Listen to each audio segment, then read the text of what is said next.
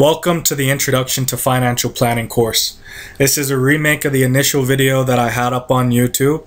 A lot of people requested that I put it in audio since the rest of the videos are in audio. So this is just a remake of the first video. This is an introduction to the financial process, and the classes that are succeeding after this one are going to go into a lot more depth of the financial planning process. This is just an introductory of what's going to go on in this entire course. With that being said, let's get started. What is financial planning? Financial planning is the process of making informed decisions to optimize your financial leverage with the limited monetary resources you have available. We all have an opportunity cost as consumers, which is a trade-off between what we can do with buying, saving, and investment decisions. A financial plan helps us to outline our goals and to take actions that will help us achieve our goals most efficiently. What are the 6 parts of a financial plan that I'm going to talk about in this course? On the side, ignore the fact that there are 7 pieces. I'm focusing on 6 pieces. The first is budgeting and tax planning. We're combining the consumption and savings and tax planning concept into one section of a financial plan. The second part is liquidity management, meaning how well do you manage your credit and your cash flow in the event that your sources of income do not cover all of your expenses. The third part is financing.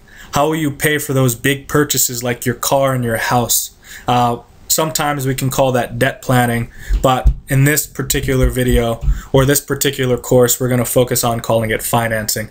The part 4 is insurance planning. I intentionally left out 3 parts of insurance planning in this long 22 video course. I will add them on to the Debtless Community website when I feel that it's appropriate. But insurance planning is how well you protect your wealth or your risk against loss. Part 5 is investment planning, which helps you to further build your wealth. We're going to go over time value concepts, the future value of your money, annuities, stock markets, bonds, mutual funds, real estate, things of that nature. That's going to help you build your wealth exponentially. And part 6 is retirement and estate planning, meaning how will you finance your lifestyle after you leave the workforce and ultimately after you leave this world. What are the 6 steps in developing an effective financial plan? First part is to establish your financial goals. You need to know what you want and you need to know why you want it. Part 2 is considering your current financial position. Part 3, identify and evaluate the alternatives. Meaning that if you're creating a financial goal, don't just think that there's one way of doing it. Put together side by side a couple of different alternatives and choose the best one for you. Again, part 4, identify and utilize the course of action most suitable for achieving your goals. That's after you evaluate the alternatives, you picking the one that's right for you. Part 5, always evaluate to ensure you are meeting your goals with your current plan. Like Einstein said, the definition of insanity is doing things over and over again and expecting different results. If your financial plan's not working with your income or anything of that nature, change it. Part 6, revise your plan when needed. What is your net worth and why is it important? Your net worth is your assets, what you own, minus your liabilities, what you owe. Your net worth is important in determining how you will allocate your limited income in your financial plan. If your net worth is low due to higher liabilities, multiple loans, installment loans, credit cards, more of your income will be allocated towards repaying your debts to increase your net worth. Why is it important to have an accurate estimate of your expenses? Without an accurate ballpark of where your money is going, whether a fixed expense or a variable expense, you will develop an unrealistic expectation of your financial goals. It even sometimes leads to debt, more debt. Constant underestimating adds up quickly, and you may soon realize your expenses far exceed your income, leaving you in major financial distress. The importance of understanding liquidity.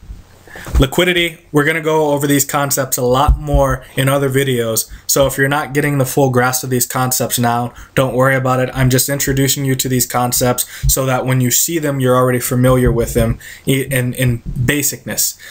Liquidity is the ability to cover emergencies in the event that your income cannot cover the expenses. Cash management is the decision involving how much money you should not be putting towards investments in the event of an emergency. Or should I say long-term investments. Either way, if you put your money in a bank account, in a savings account that's accumulating interest, it's still considered an investment.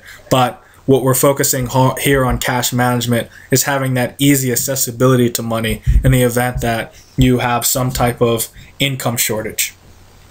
Credit management is the process of using credit wisely to cover the short-term cost in the event that your cash options are temporarily exhausted. Just an example, I don't know about any of you, but sometimes in the past my income has not covered my emergency car repairs, so I needed to go into a savings account to take care of my emergency repairs. The importance of financing. Some things are big expenditures. Cars, houses, college are just a few of them. When you have a strong financial plan, you may have some money to cover part of these expenses, these big purchases, but you may require additional funding. Financing is the ability to obtain loans to cover what is left over from that total cost of the big purchase. And what you have available as a down payment is the other half of that financing. Financing typically gives you the ability to free up some space or free up some of your assets to put toward other avenues such as investments in retirement or for a rainy day. Why is it important to continue to evaluate your plan and alternatives? Again, I talked about it briefly before. There's no reason why I can't repeat it now. It's counterintuitive to stick with a game plan that is not working. There are several variables involved in making your game plan work. Your commitment, your resources, and alternative options that may become available to make your goal setting more efficient that wasn't there in the beginning. In football, you aren't going to keep running to the left side if there are two linebackers waiting for you on that side. You change so you can continue to win. This is the conclusion to the first video, an introduction to financial planning. Again, these were just introductory concepts. The whole course is an introductory concept to financial planning, but this is just to familiarize you with a few terms and ideals so that when we go to other videos, you can have a better understanding because you're already familiar. With that being said, thank you for listening in. I look forward to seeing you all for the rest of the course. Take care.